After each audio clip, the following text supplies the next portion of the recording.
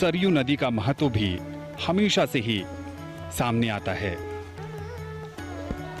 रामलला, उनके साथ भाई भरत, लक्ष्मण, शत्रुघ्न, साथ में हैं राम भक्त हनुमान, शालिग्राम और प्रधानमंत्री। हनुमानगढ़ी के बाद अब रामलला के दर्शन और पूजन के लिए आएंगे। राम का रामत्व उनकी संघर्षशीलता में है। राम के संघर्ष से साधारण जनता को एक नई शक्ति मिलती है। कभी न हारने वाला मन, विपत्तियां हजार हैं। राम रोते हैं, बिलखते हैं, पर हिम्मत नहीं हारते हैं। सरयू के तट पर पिछले कुछ दिनों से भव्य तैयारी की गई है। दिव्य आरती का आयोजन किया गया। इस पूरे उत्सव को एक मनभावन रूप दिया गया और विहंगम नजारा अपने आराध्य, अपने प्रभु मर्यादा पुरुषोत्तम राम को अनूठे ढंग से समर्पित ये कार्यक्रम और पूरे अयोध्या नगरी को प्रकाश की रोशनी से जगमग किया गया। पिछले 2-3 दिनों से ये अद्भुत नजारा सरयू के तट पर राम की पैड़ी और दीपोत्सव भी मनाया गया। यहाँ पर मान्यताओं के अनुसार रामायण और रामचरितमानस में इस बात का भी जिक्र है कि जब राम 14 वर्ष के बाद वनवास काटकर अयोध्या नगरी लौटे थे, तो उस समय अयोध्या वासियों ने दीप जलाकर प्रभु का स्वागत किया था।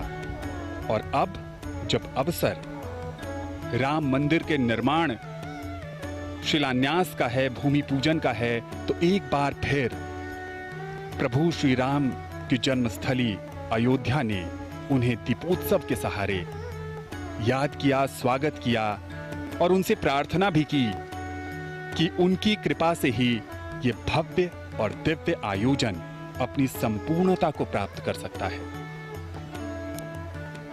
पिछले 2 दिनों से दीपमालिकाओं में सजी संवरी अयोध्या राम के पुनरागमन का आभास करा रही है। राम का पुनरागमन अयोध्या में इस मायने में हो रहा है कि भगवान श्री राम का अयोध्या में ही वनवास समाप्त हो रहा है।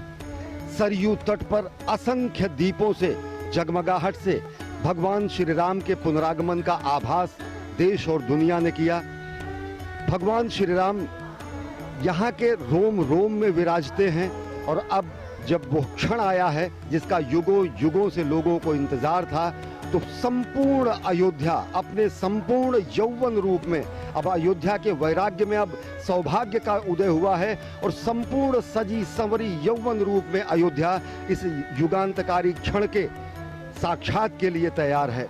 सरयू की महिमा भी समूचे अयोध्या को और पावन बनाती है। गंगा से भी ज्यादा पवित्र और महात्म सरयू का माना जाता है।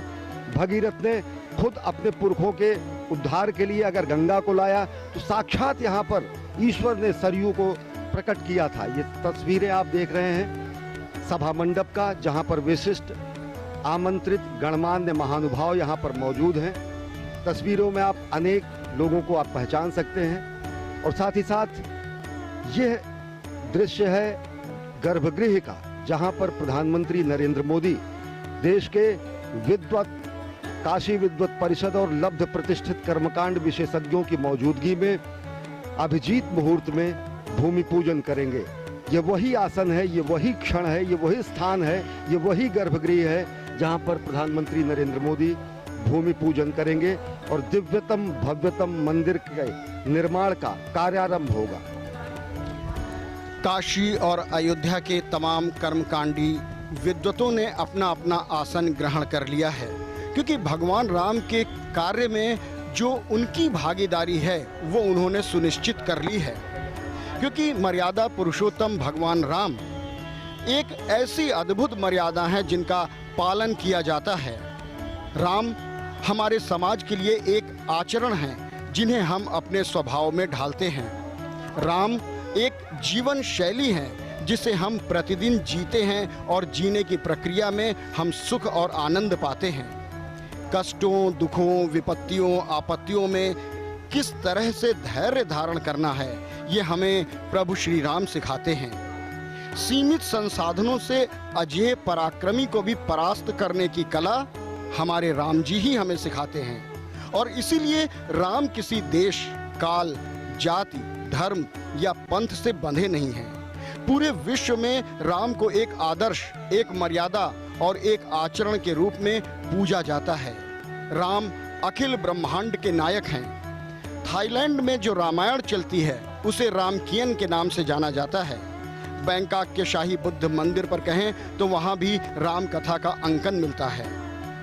इंडोनेशिया में राम को राष्ट्रीय पुरुष माना गया है और रामायण को वहां के लोग अपनी सांस्कृतिक धरोहर कहते हैं। मलेशिया की बात करें तो वहां भी कठपुतलियों से राम कथा का